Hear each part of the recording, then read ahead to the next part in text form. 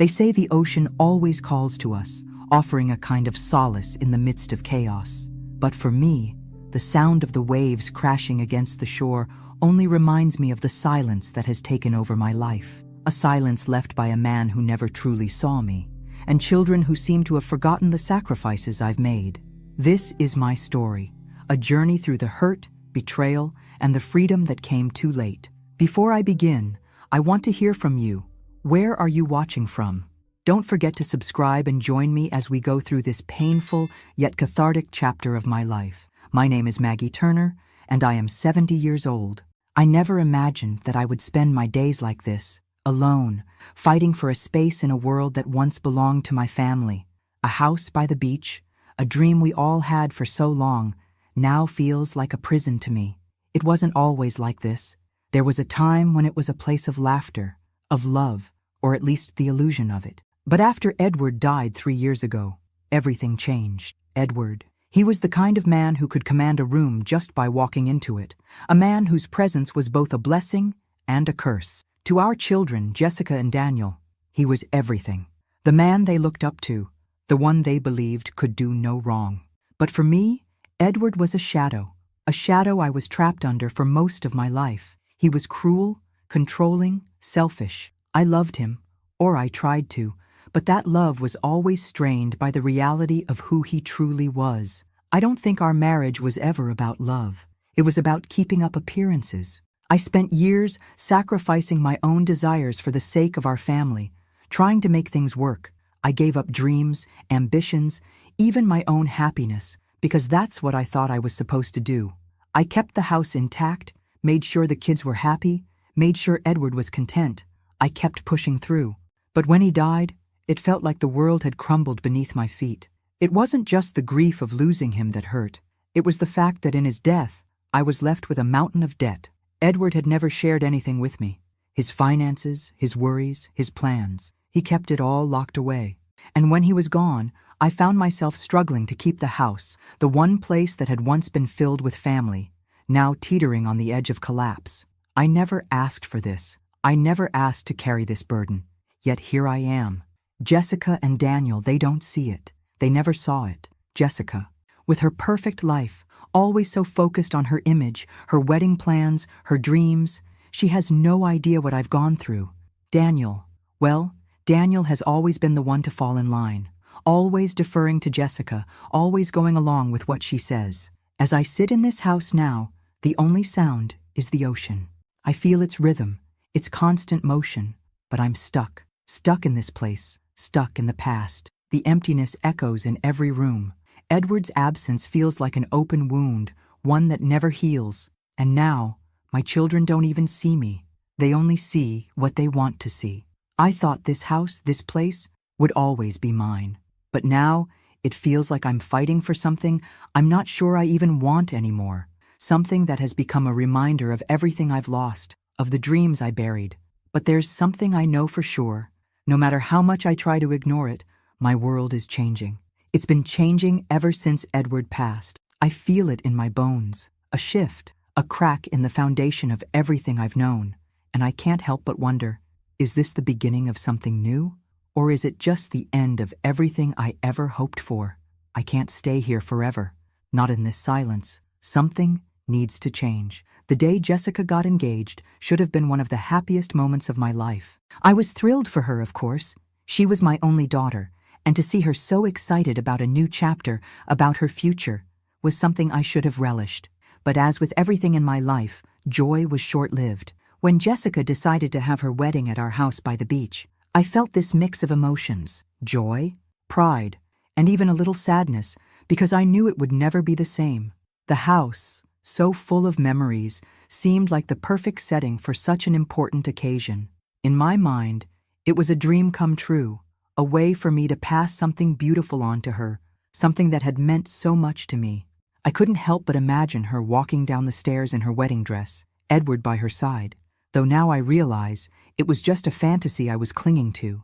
But as the wedding plans began to take shape, I started to see a side of Jessica I hadn't noticed before. She started pointing out flaws in the house, things that to me were beautiful. "Mom, this place is so outdated," she said one afternoon, standing in the middle of the living room, her arms crossed in a judgmental way. I mean, who decorates a beach house like this?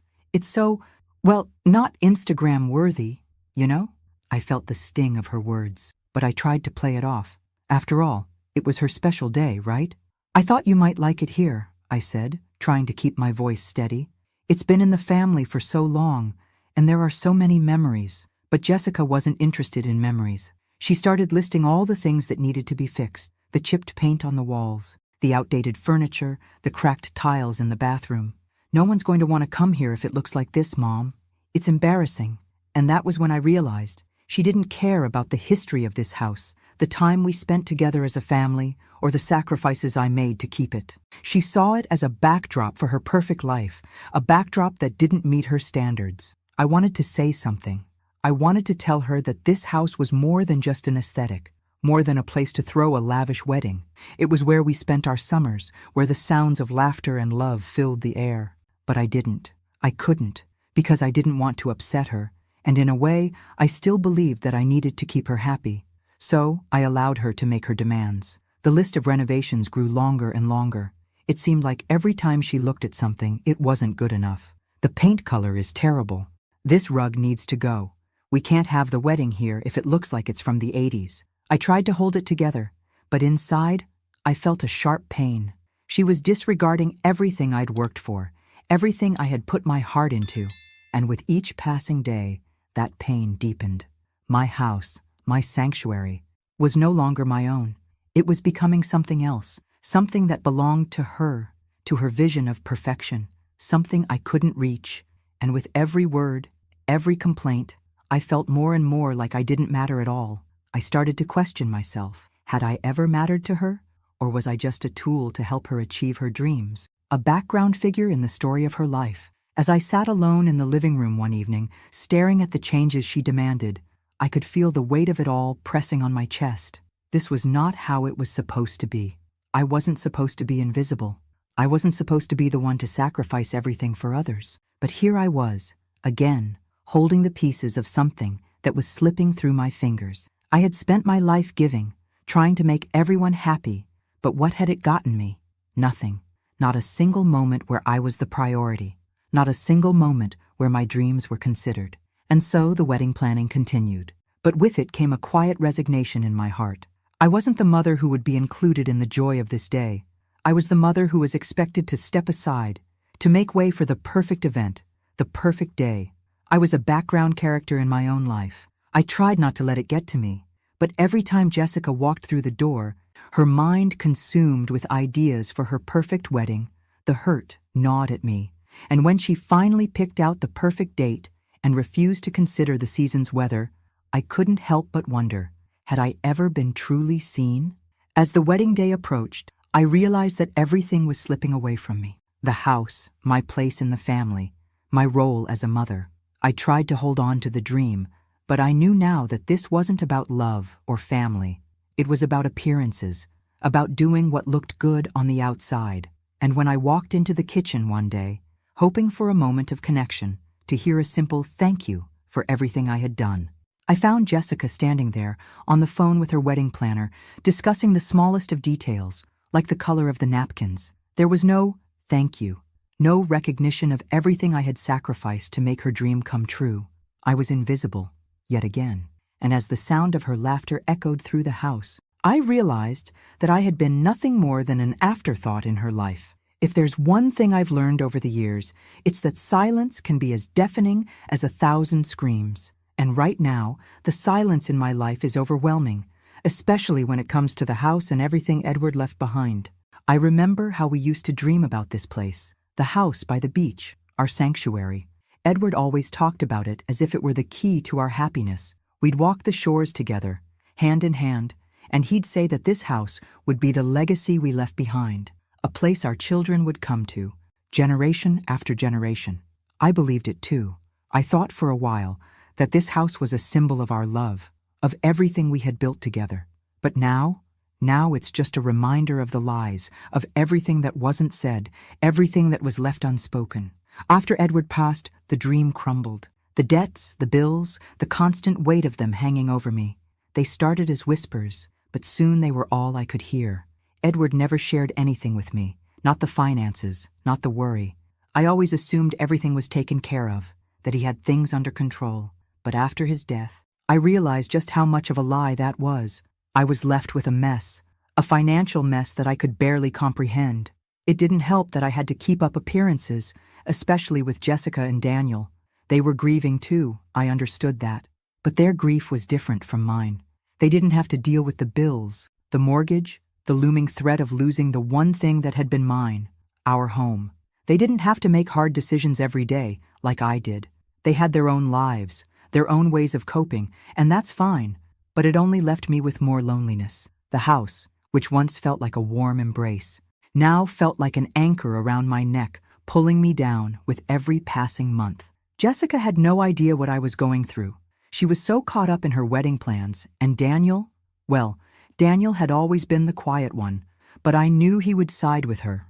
I knew where his loyalty lay. I kept trying to make it work. I used the small savings I had, my retirement funds, just to make the next payment. But the numbers didn't add up. I was stuck, and every time I paid another bill, another mortgage statement, I could feel my world closing in. I remember one night, sitting at the kitchen table with the lights dimmed low, the papers scattered around me. I tried to make sense of it all, but the numbers blurred together. I could feel my chest tightening with every passing second, the weight of it all pressing down on me. I couldn't keep pretending that everything was okay. I couldn't keep fighting a battle that was already lost. And so, as much as I hated the thought, I knew what I had to do. I had to sell the house. It wasn't something I wanted to do. It wasn't something I ever imagined myself doing. But the reality was simple. The house was no longer mine to keep. It was a symbol of the life I thought I had, the life I had dreamed of, but it was also a prison. The longer I held on to it, the more I sank into a financial quicksand that I couldn't escape. I didn't want to admit it, but I felt a sense of relief as I made the call to the real estate agent. The house was no longer a place of sanctuary for me. It was just a reminder of everything I had lost, of the man who had taken so much from me, of the children who didn't understand. It had become a burden, a weight I could no longer carry. I knew I was doing the right thing, but it didn't make the decision any easier. It didn't make it hurt any less. As much as I was desperate to let go of the house, a part of me still clung to the memories, the beach, the laughter, the warmth that used to fill these walls. But as I sat there that night, staring at the phone in my hand, I knew that I was doing something for myself for the first time in years, and that scared me. I had this idea, this fragile, hopeful idea that maybe, just maybe, my family still cared about me. Maybe there was still a place for me in their lives, even if I wasn't the one throwing the lavish wedding or making the perfect dinner for them anymore. Edward was gone. The house was becoming too much for me to handle, but I still had my children, or so I thought. It was approaching my birthday, and for the first time in a long time, I allowed myself to hope for something simple, something real. I decided to ask for something that I thought was reasonable. After all, we hadn't shared a meal together in ages. What harm would it do to ask for one evening, just one night, where we could sit down as a family and remember the old times? I didn't want anything extravagant. I didn't want presents or speeches or grand gestures. I just wanted a dinner. I wanted the feeling of my children in the same room again, laughing, talking, just being there for me like they used to. So, I called Jessica and Daniel, and as casually as I could manage, I said, "You know, my birthday is coming up. It's been a while since we've all been together, just us three. I'd really love it if you could come over for a family dinner, you know, like we used to do." I could hear the hesitation in their voices, even through the phone. Jessica said something about her busy schedule, and Daniel mumbled that he would try to make it. It wasn't the enthusiastic response I had imagined, but I convinced myself it was enough. Maybe they were busy, maybe they didn't realize how important it was to me, but I believed they would come through. So I spent days preparing. I cooked the meal that always brought everyone together when they were younger. Chicken, potatoes, salad, and of course, dessert. I even baked their favorite cake, the one that Jessica always begged for, with the thick layer of chocolate frosting. I made sure the table was set just so. Nice plates, soft lighting, a few candles. I wanted it to be perfect, even though I knew that nothing would ever be perfect again. But I held on to the illusion that perhaps this evening could be something that brought us back together. Just for one night. The day of my birthday arrived, and I spent the morning cleaning, setting everything up. I told myself that even if they came a little late, it would still be worth it. I wasn't angry. I wasn't bitter. Yet, I simply wanted the company of my children. As the hours passed, the dinner grew cold. The chicken wasn't tender anymore, and the potatoes, though still warm, had lost their softness. The cake sat untouched. I sat at the table, my hands folded in my lap, a knot forming in my stomach. I checked the clock again, and again. I called Jessica's phone, but it went straight to voicemail. I tried again, a little more desperate. Nothing. By then, the night had slipped away. The sky outside had darkened, the evening air colder, but I sat there, waiting for the sound of a knock on the door. Finally, I dialed Daniel's number. He picked up on the first ring, sounding almost distracted. "Oh, hey, Mom," he said, his voice faint, as if he were far away. "Is it today? I thought it was tomorrow. I'm with the kids right now and—" "Yeah, I'm sorry. We'll celebrate next time, okay?" I felt the heat rise in my chest. I wasn't angry yet, but the hurt was there, thick and suffocating. "You forgot, didn't you?" I asked, trying to keep my voice steady, but I could feel the tears pricking at the back of my eyes. Daniel hesitated. "Look, I'm sorry, Mom. I'll make it up to you, I promise." His words were empty, just like his tone. I could hear the noise of children in the background, the sounds of his busy life that didn't include me, but I still tried to hold on to some semblance of hope. "It's okay. Just come over when you can." I hung up the phone with my heart sinking in my chest. I sent Jessica a message next, but she didn't reply right away. I waited. Minutes felt like hours. When I finally saw that she had read it, my hands trembled. The message came 2 days later, and it felt like a punch to my gut. "I totally forgot. Been really busy." That was it. No sorry, no acknowledgement of what I had done for them over the years, nothing. Just words that echoed in the empty house around me. I could feel my chest tightening, the suffocating realization creeping in that I had never really mattered to them. Not truly. That night I sat at the table, the cake uneaten, the food growing cold. The silence wrapped itself around me like a heavy blanket. The tears came then, but there was no one to see them, no one to comfort me. I had been a good mother. I had done everything I could. I had given them my heart, my energy, my entire life. And this is how they repaid me? With indifference? As I sat there alone, staring at the empty chairs, the realization hit me like a ton of bricks. My children didn't see me. They never had. They only saw what I could give them. And once they had all they needed, I was forgotten. But that night, as I cleaned up the mess they had left behind, something in me shifted. I was done waiting, done hoping, done sacrificing. I had given them everything. I spent hours that night staring at the remnants of my birthday dinner, the untouched cake now sitting on the counter, a cruel reminder of what had just happened. It was as if the table itself was mocking me. The plates, half set, the candles burnt down to nothing, all of it, a stark contrast to the warmth and laughter I'd imagined.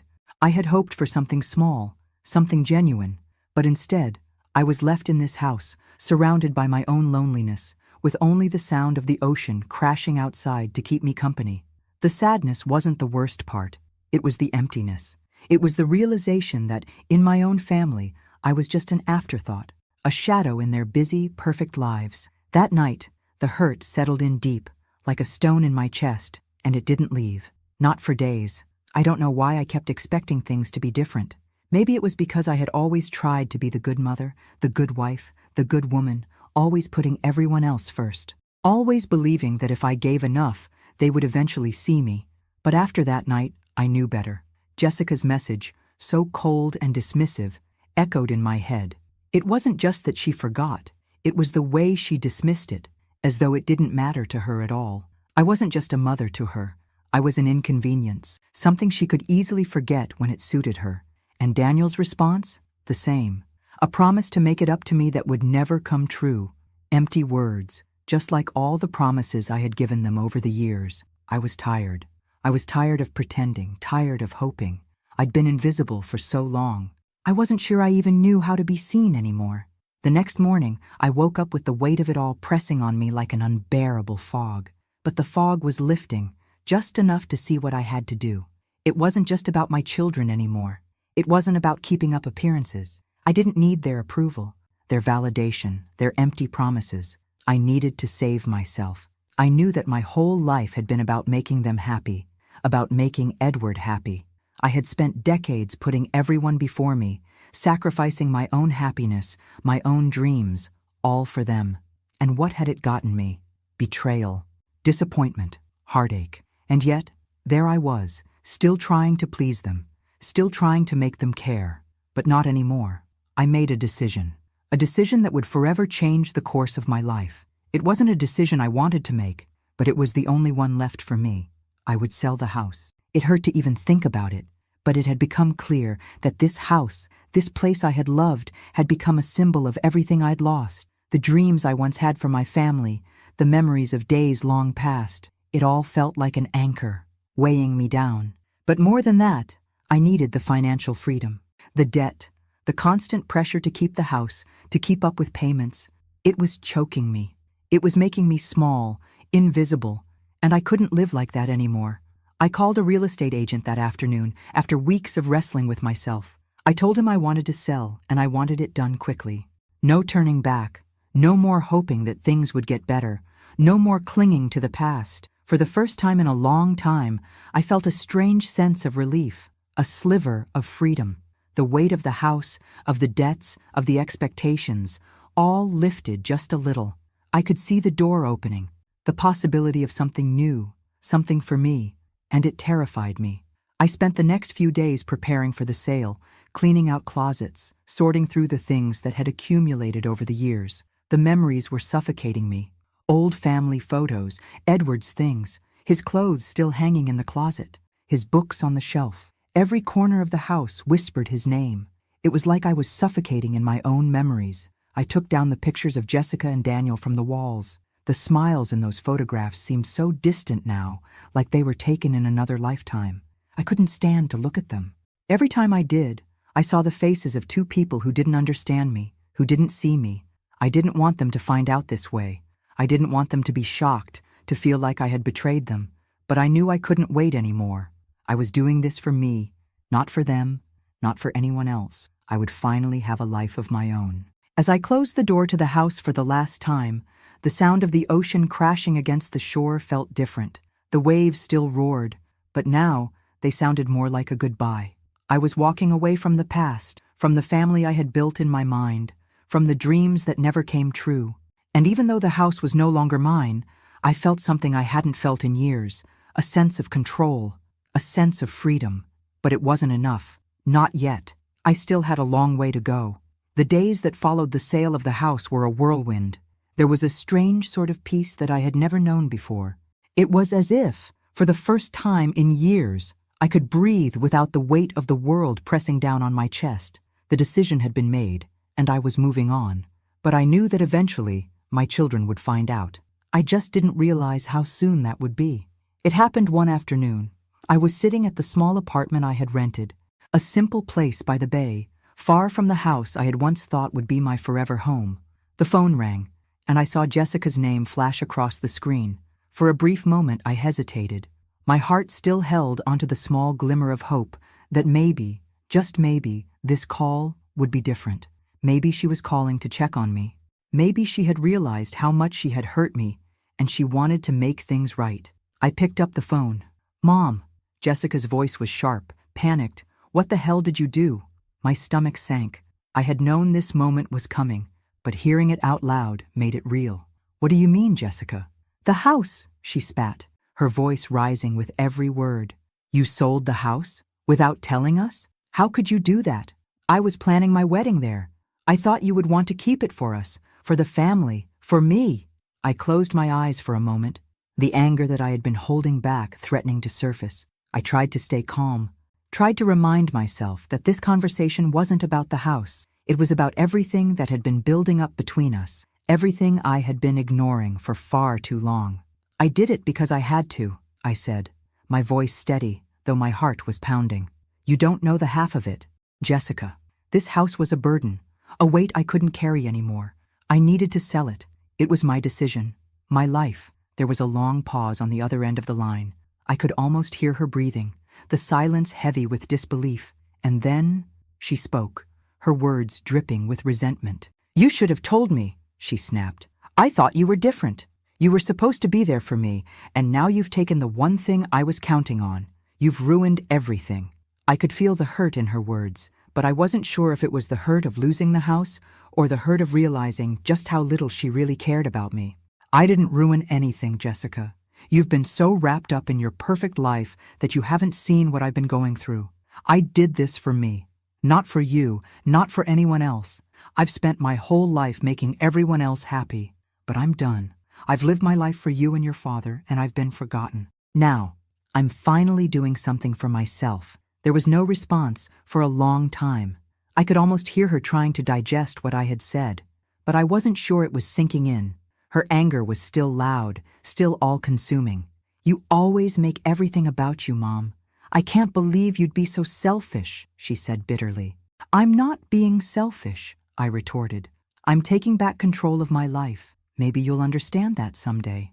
Jessica's voice was practically trembling with emotion now. "You know, Dad would never have done this. He would have kept the house for us. He would have made sure we had it, because he actually cared about the family." My blood ran cold. Edward. She had to bring him into this. The man who had been nothing but a cruel, selfish ghost for most of our lives. The man who had never truly seen me, never truly cared about me or anyone else. The man who had left me with mountains of debt and a broken heart. "Your father was a selfish man," I said, my voice cutting through the phone. "He wasn't the hero you think he was. He was controlling, aggressive, and he left me with nothing but debt and disappointment. He didn't care about this family.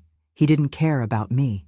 There was a long silence. I could feel the air between us grow thick with unspoken words. Jessica didn't reply right away, but when she did, her words were colder than I had ever heard them. "You're wrong," she said flatly. "He was a great man, and you just didn't see it. You've always made him the villain in your story." I felt a lump form in my throat. How could she still idolize him after everything he had put us through? "You don't know what it was like, Jessica. He was cruel to me, to everyone around him. You never saw it, because you were too busy adoring him, too busy living in his shadow. He left me with nothing. No support, no love, no partnership. And now I'm the one cleaning up the mess." "Whatever, Mom. I don't want to argue about this. But I can't believe you'd sell the house and ruin everything I've worked for. I'm done with this. Don't expect me to be okay with it." And with that, she hung up. I sat there, staring at the phone in my hand, my mind reeling. Jessica had never been able to see me. Not truly. She had always seen what she wanted to see. The perfect father, the perfect family.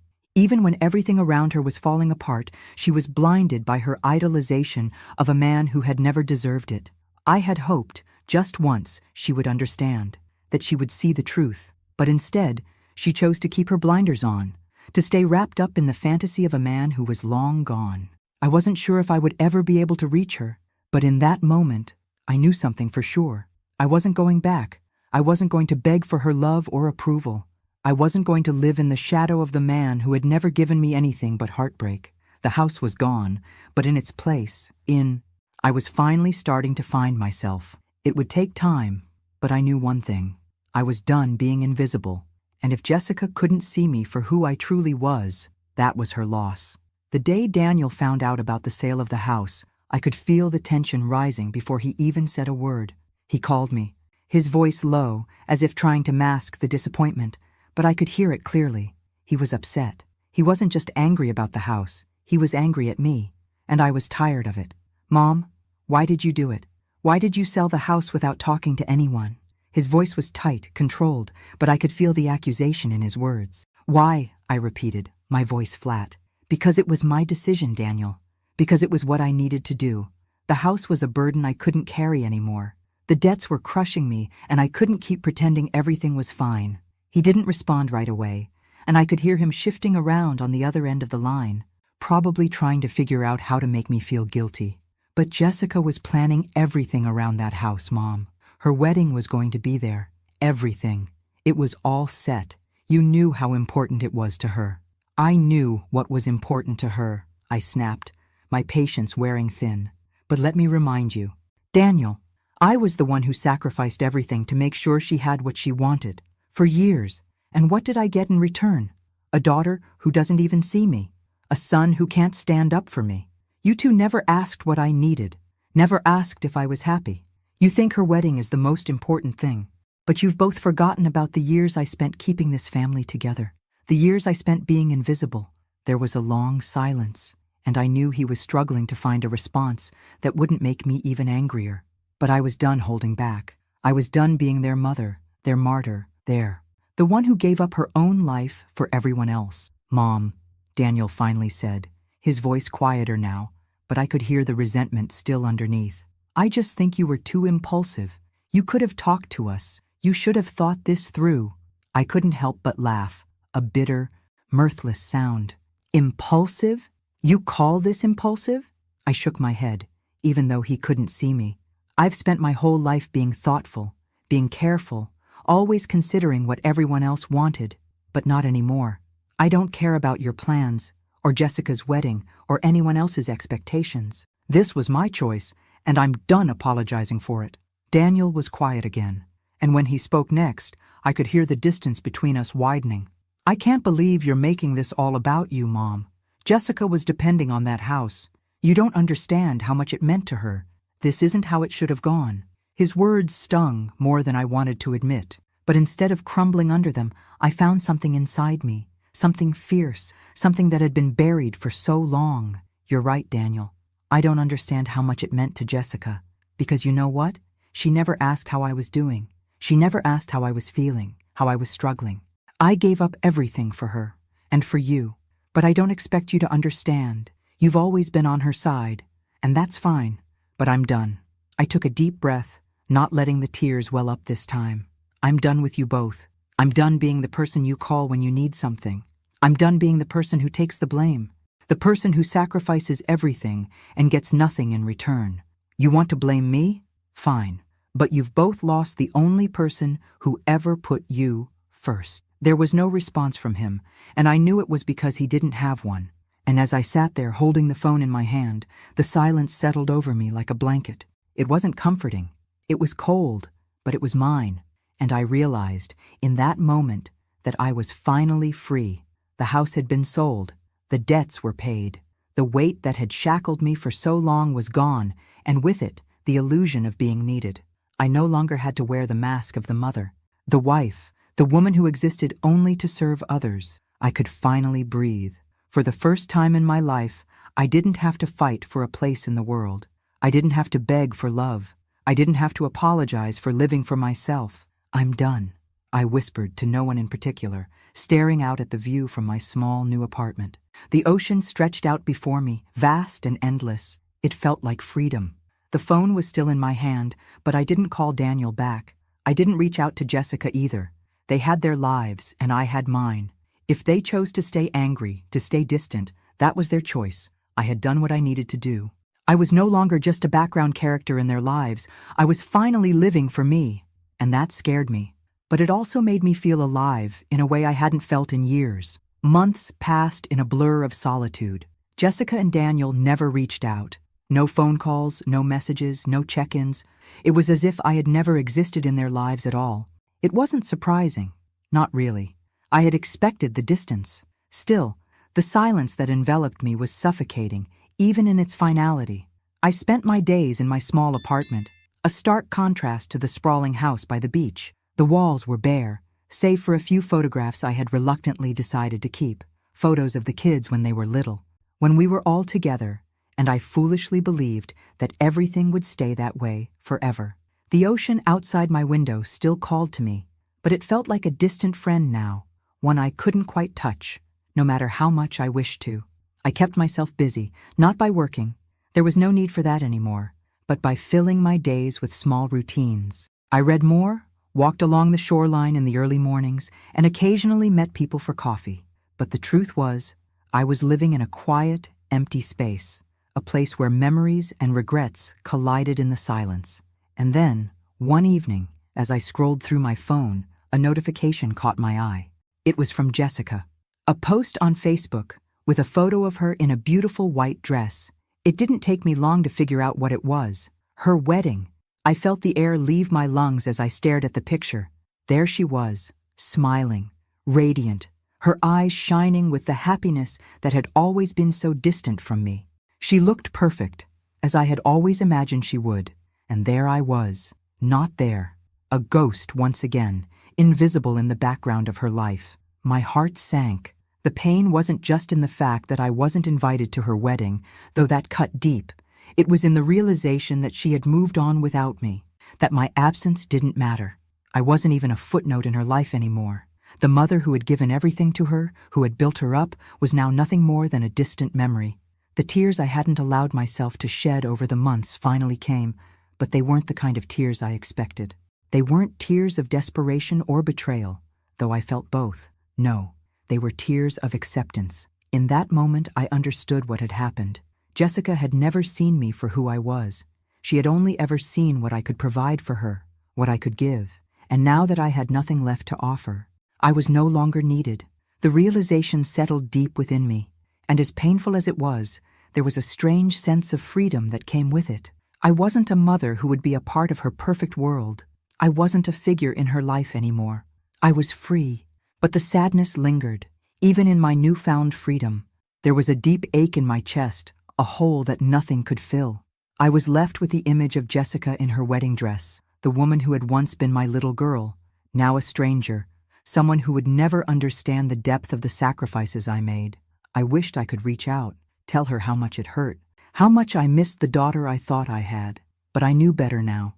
It wasn't my place to try to fix something that had never been mine to begin with. Still, there was a part of me that couldn't stop wondering, was this it? Was this the life I was meant to have? I tried not to think about it. I tried not to dwell on what could have been, on the relationship that could have been saved if only things had been different. But every now and then, I would catch myself wondering what could have happened if I had just held on a little longer, if I had just tried harder. But those thoughts only made the ache sharper, and so I pushed them aside. I focused on the small things. I began to focus more on myself, something I hadn't done in decades. I took up painting, something I had always wanted to try, but never had the time for. I started walking further down the beach, as if walking away from my past, from the ghosts of the life I had lived. I started to feel a little less lost, a little more me. I couldn't change what had happened, couldn't force Jessica to understand, but I could choose to live my life in a way that was mine. The house was gone, and the family I had given everything to was no longer mine. But I was still here. I was still breathing, and for the first time in a long time, I was starting to feel like I might actually be okay. And then, one morning, as I sat by the window with my coffee, I saw a couple walking hand in hand along the beach. They were laughing, their steps light in the early morning sun, their happiness spilling over in waves. I didn't know them, but in that moment, something shifted inside of me. I realized that maybe, just maybe, I could find happiness again. Not the kind that comes from family or from others, but the kind that comes from accepting who I was, from being okay with the woman I had become. Maybe the life I was meant to live wasn't one of sacrifice and quiet misery. Maybe, for once, it could be mine. I had become so used to the silence. Months had passed without a single word from either of my children, and I had grown accustomed to the loneliness. In the quiet of my small apartment, I had found my own rhythm, my own routine. The pain of their absence never fully faded, but I learned to live with it. There was a certain numbness that took over, a shell I wore to protect myself from the hurt that still lurked beneath the surface. Then, one afternoon, the doorbell rang. I wasn't expecting anyone, and for a moment I thought I had imagined it. But the sound came again, louder this time. My heart raced, a mix of surprise and hesitation rushing through me. I walked toward the door, unsure of who would be standing on the other side. When I opened it, I couldn't believe my eyes. There stood Daniel, his face hesitant but sincere, his wife beside him, and 2 children, my grandchildren, looking up at me with wide, curious eyes. "Mom," Daniel said, his voice trembling slightly. "Can we come in?" For a moment, I couldn't move. I just stood there, my mind racing, trying to comprehend what was happening. After months of silence, months of feeling abandoned, here was my son, standing at my door. "Of course," I said, forcing a smile as I stepped aside to let them in. They entered the small apartment, Daniel looking around with a quiet kind of awe. His wife, a woman I had met only briefly years ago, gave me a warm smile, though I could tell she was just as unsure as he was. The children were still shy, but I could see them taking in their surroundings, unsure of how to approach the situation. We all sat down in the modest living room, the silence between us thick with unspoken words. I didn't know what to say, what could be said. They had all been gone for so long, and the space between us felt vast, like a canyon that had only grown wider with time. Finally, it was Daniel who broke the silence. "Mom," he began, his voice quiet but full of emotion. "I know I've failed you. I know I've been a terrible son. I've been absent, distant, and I don't know how to make up for it, but I want to try. I should have been there for you. You didn't deserve to be left alone like that. I promise, I'll do better. I'll visit more. I'll be more present. I know I've hurt you." His words hit me harder than I expected. I had dreamed of hearing them, of hearing some acknowledgement of the pain I'd carried alone for so long. And yet, as much as I wanted to accept his apology, as much as a part of me longed to pull him into my arms and tell him everything would be okay, there was a part of me that couldn't quite let go of the years of neglect. I looked at him, this man who was my son, but who had in so many ways become a stranger to me. I wanted to forgive him. I wanted to believe that his apology was enough. But the truth was, forgiveness wasn't as simple as a few words. "Thank you, Daniel," I said softly, my voice trembling. "I appreciate your words. I really do. But I can't just pretend that everything is okay. It's been a long time, and I've carried this hurt for so long. I've had to learn how to live without you, without your presence in my life, and it hasn't been easy."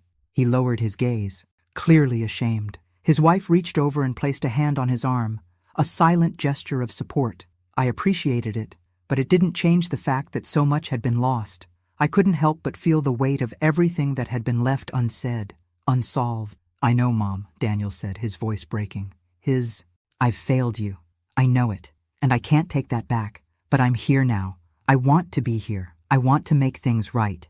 The words felt good. They really did. But I couldn't ignore the emptiness that lingered, the space between us that no apology could fill.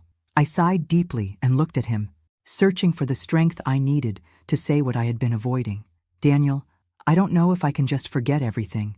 I don't know if I can just jump back into the way things were. I need time to heal from the years of being ignored. I've spent so long hoping you'd see me, hoping you'd care. And I can't just erase that." Daniel nodded, his eyes filled with regret. He didn't know what else to say, and I didn't know how to comfort him. What could I say when I still wasn't sure what I needed? The conversation shifted then, and Daniel's tone became more serious. "There's something else I need to tell you." "Mom," he said, his eyes narrowing slightly as he glanced over at his wife. "I've been worried about Jessica. I know you haven't heard from her either, but I see how she is, and it's not good. The wedding, everything, it seemed perfect, but I don't think it is. She's not happy, Mom. I don't think she's ever been happy in that marriage." I froze, a chill running through me. I had tried so hard to stay out of it, to let Jessica live her life without my interference. But now, hearing Daniel's words, a knot formed in my chest. "What do you mean?" I asked, my voice barely above a whisper. Daniel ran a hand through his hair, clearly troubled. "I don't know exactly, but I can see it. The way she's changed, the way she acts, the way he treats her, it's not right. I don't like the way he talks to her. I don't like the way he controls her. It's like she's becoming someone else, someone I don't even recognize." My heart ached at the thought of Jessica, my daughter, the little girl I had raised, feeling trapped, feeling small. But I couldn't let myself get sucked into the cycle again. I couldn't keep trying to fix things that weren't mine to fix. "I can't help her, Daniel," I said, my voice steady despite the pain that burned inside. I tried for years, but she doesn't want me in her life. She doesn't want my help. As much as I love her, I can't keep pushing myself into her world when she's made it clear she doesn't want me there." Daniel's face softened, and I could see the understanding in his eyes. He knew. He understood what I was saying, even if it hurt. "I know, Mom," he whispered, "but maybe, just maybe, if you reach out, if you try again, she'll see that you're there for her."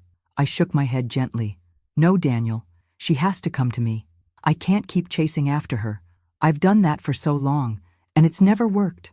I've tried to be the mother she needed, but right now, all I can do is wait Wait for her to come back to me when she's ready." There was a heavy silence in the room, and for a moment, all I could hear was the distant sound of the waves crashing against the shore.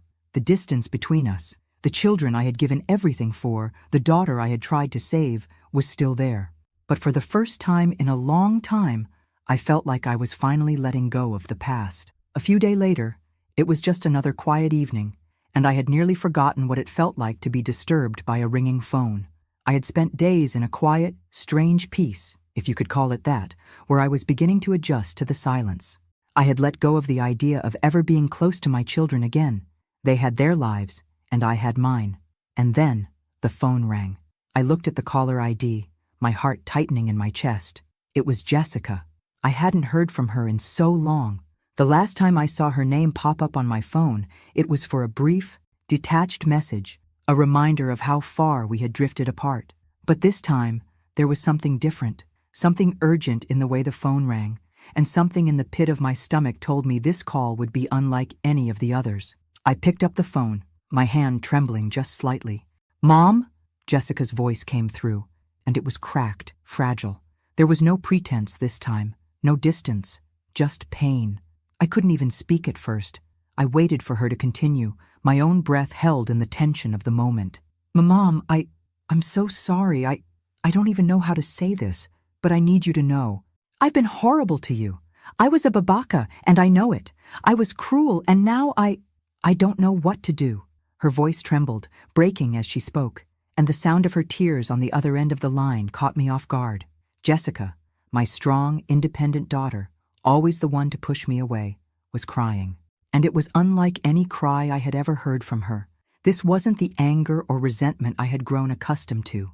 This was real pain. For a moment, I felt my own emotions start to rise, the hurt that I had buried so deep inside of me, the years of neglect, the constant rejection, all bubbled up in my chest, but I swallowed it down.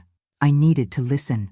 I needed to let her say whatever it was that had brought her here, to this point of raw honesty. "I'm not okay, Mom," Jessica continued, her voice barely audible through her sobs.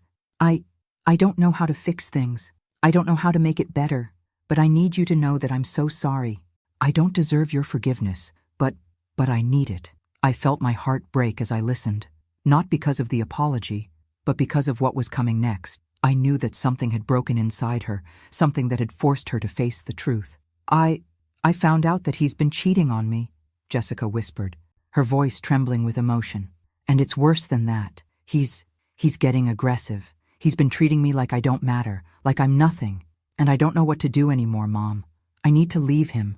I don't know how, but I know I can't stay. I feel so lost." The words hit me like a wave, pulling the air from my lungs. I hadn't been prepared for this, not in the way I thought I might be.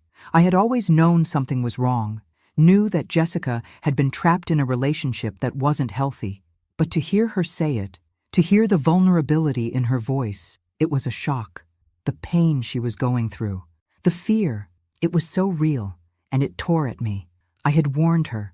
I had tried so hard to protect her from the mistakes I saw her making, but she hadn't listened. She never did. Now, here she was, broken, shattered by the very man she had married, the same kind of man I had warned her about, the same kind of man I had suffered through.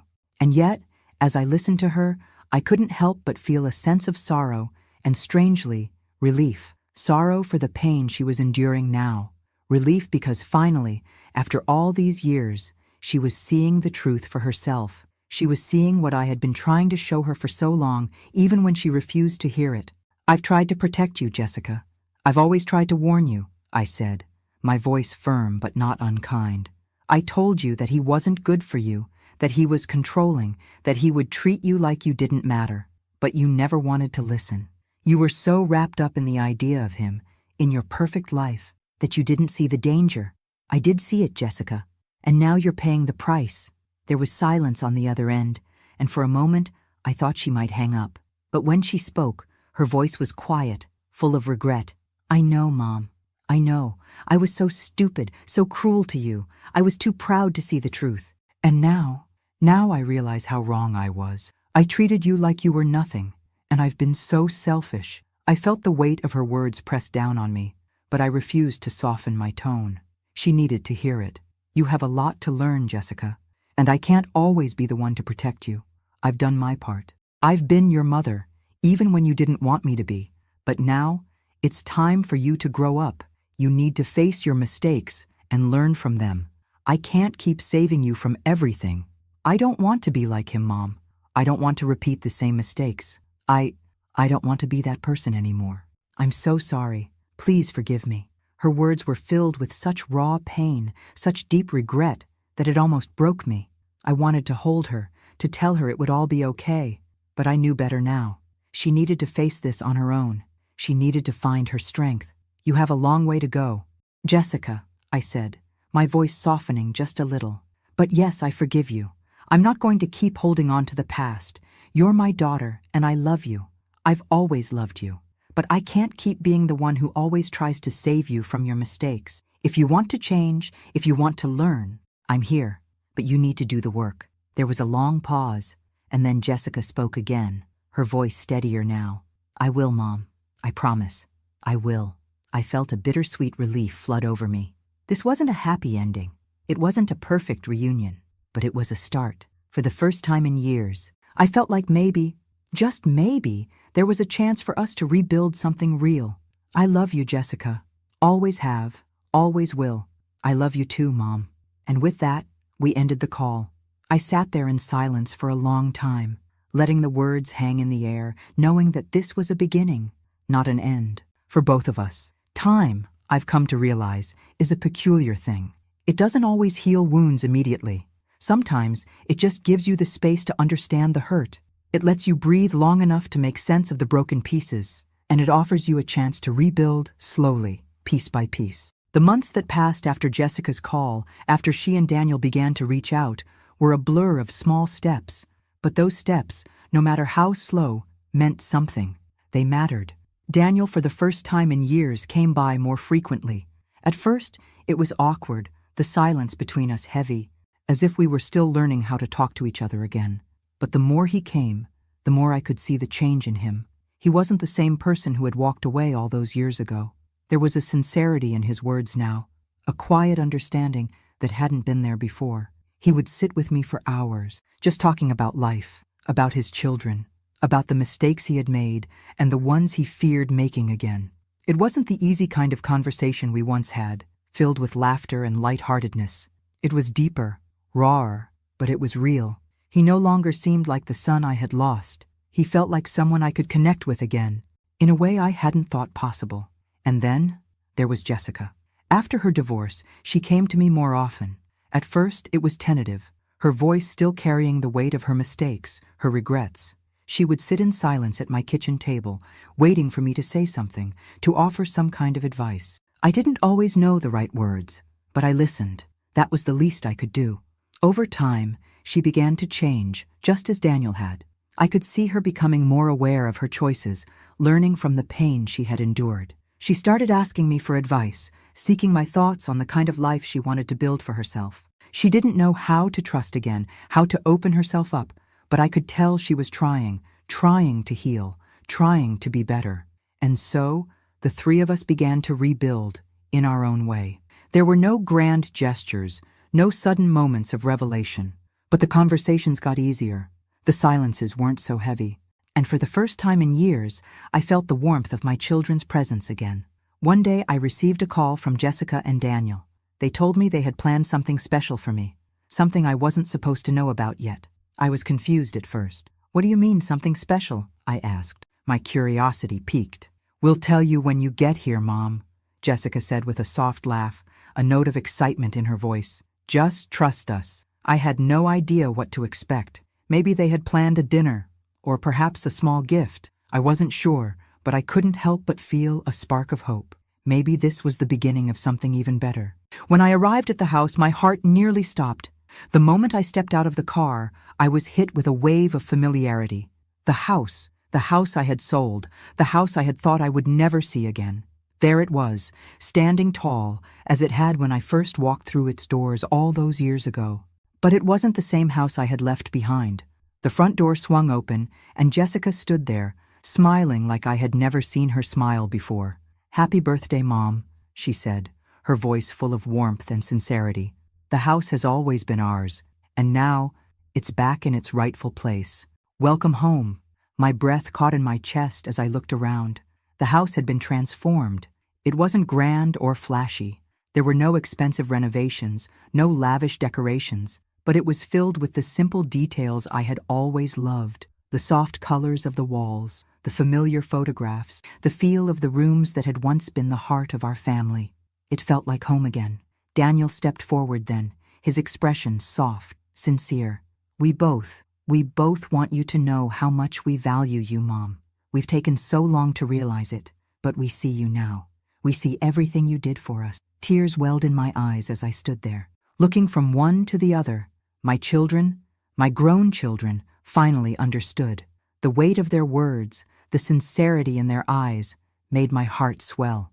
It was a moment I had waited for my entire life, and now it was here. "We've missed so much, Mom," Jessica continued, "and we want to make up for it. We want to start over. This is the first of many moments we'll have together. We promise." As I looked at them, I felt a wave of emotion crash over me. It wasn't just relief, it was peace.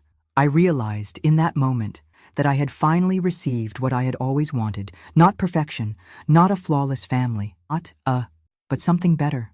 Understanding, respect, love, and most importantly, a chance to rebuild. I stepped inside, the house feeling like it had been waiting for me all this time. The familiar warmth, the old memories, they weren't gone. They were just waiting for the right moment to return, and that moment had come. As we gathered around the table for the small celebration they had organized, no extravagant gifts, no fanfare, just a quiet dinner, I smiled. For the first time in a long time, I felt that familiar sense of belonging. My family was here, in a way they hadn't been before. They were here with me, not because they had to be, but because they wanted to be, and that was enough. As the evening wore on, I looked around at my children, now adults, but with the promise of a new chapter. The past was still there, but it no longer had the power to control us. We were no longer trapped by the mistakes of the past. We were free. "I'm proud of you both," I said, my voice thick with emotion. "I'm proud of how far we've come." And in that moment, I realized something else. It wasn't just the house that had come back into my life, it was them, my children, and with them, my family had returned. This was the beginning of something new, and this time it was ours. Thanks for listening. Don't forget to subscribe and feel free to share your story in the comments. Your voice matters.